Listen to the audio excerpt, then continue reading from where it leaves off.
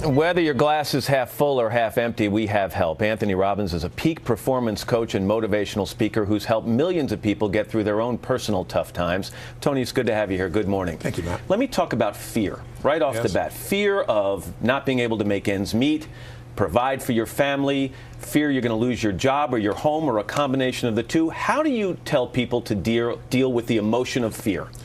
I think people have to educate themselves as to what's really happening right now. We are going through a transition. It's a season, and every generation has faced some pretty tough seasons at some stage. Some do it at a very young age, some do it at an older age. And we talk about the great generation. If you were born in 1910, by the time you're 20 years old, you were in the Great Depression. When you were 30, you were in World War II. So our generation has had it fairly easy. We've all experienced pain. I'm sure you've experienced it in your family. I have in mine.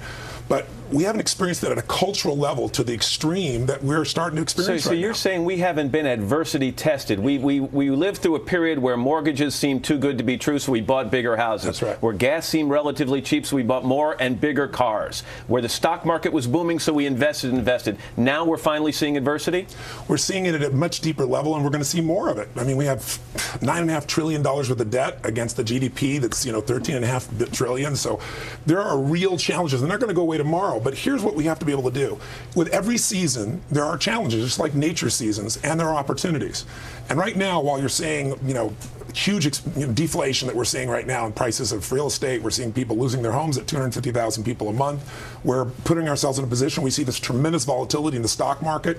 But at the same time right now, commodities, oil, gold, foodstuffs are exploding. They're in a bull market. Right now, if you try to use the U.S. dollar over in Europe, you get to see, it's dropped by 40%. But if you took that same money and you're investing in Vietnam, even if you're just a little investor just getting going, your money goes a long way and you're in an economy that is growing at a different rate. I like your concept of looking for the bright side, the opportunity, as you put it. But if the guy's calling you at night as you're sitting down to have dinner and he's trying to collect on the bills and you're worried about losing your benefits at work, it's tough to look outside your immediate misery and see opportunity. So how do you coach people to do that? How do they get over that hump? You have to train yourself emotionally and mentally. It's like anything else. People have a habit. When 911 happened, I was together with about 2,500 people from 45 countries. It hit.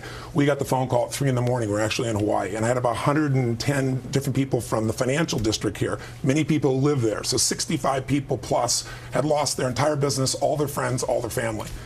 What happened that day is you saw people's emotional fitness.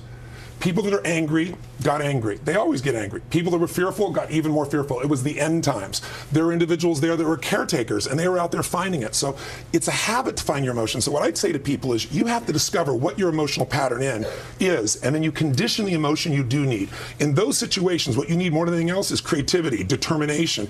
You have to have some emotions that'll get you over it, because the force that shapes the marketplace up and down is the force that shapes your life. It's emotion. Two quick things. Phil Gramm, former senator, got in some trouble last week when he said we've become a nation of whiners when dealing with this economy. Is there some truth to it, in your opinion? Well, I think we're emotionally unfit as much as we could be. I mean, there's no question that many people, I've had a doctor come to me and say, you have a tumor in your brain. I want to operate. So is Lance Armstrong. The question is, when those things happen, what do you focus on? What does it mean? What do you do? Do you focus on, why did this happen to me? Or what does it mean? Is it over?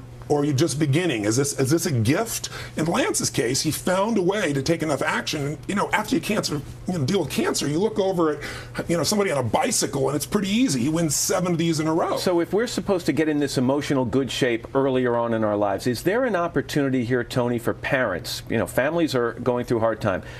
Parents of kids, and I'm talking about 10, 12, 14-year-old, not 3, 4-year-old, to be honest and open with their kids and talk to them openly about what the family's facing and what people in this country are facing, so that they don't go on thinking money grows on trees? Well, I think here's what's really great. We're going to become emotionally fit because we have to.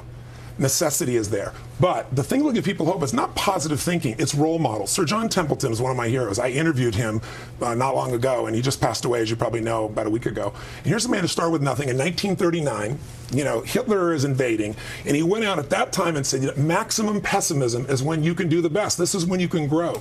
He went out and he took stocks here in the U.S. that were on the floor and got them for $1 each, borrowed $10,000, and built the basis of a multi-billion-dollar empire. Today, even though he's passed, he has this a foundation that's about $1.5 billion endowment. It gives away $70 million a year, and it's all because this man, when Japan after the war went to the floor, that's where he went. When Brazil and when South America's inflation was going crazy, that's where he went. When no one went to China, that's where he went. If you go to where maximum pessimism is, you can shift it. But with your kids, they're going to have to change. They don't have a choice. And that's what's going to make us stronger. Necessity is going to make it happen. We can step up, though, by modeling. And one last thing. Quickly, finding a way to get outside yourself. When things are the worst for you, there's always somebody doing worse. 2/3 or almost a little more than half this planet lives on $2 a day. We're stronger than we think we are, and we can train ourselves to be able to take advantage of the tough times. Tough for us, but there, for the grace of God, there's someone else in a worse situation. And if you help them, it changes you too. Tony Robbins. Tony, thanks. Good to have you here. For more tips from Tony, you can visit our website at todayshow.com. It's now 16 after the hour. Here's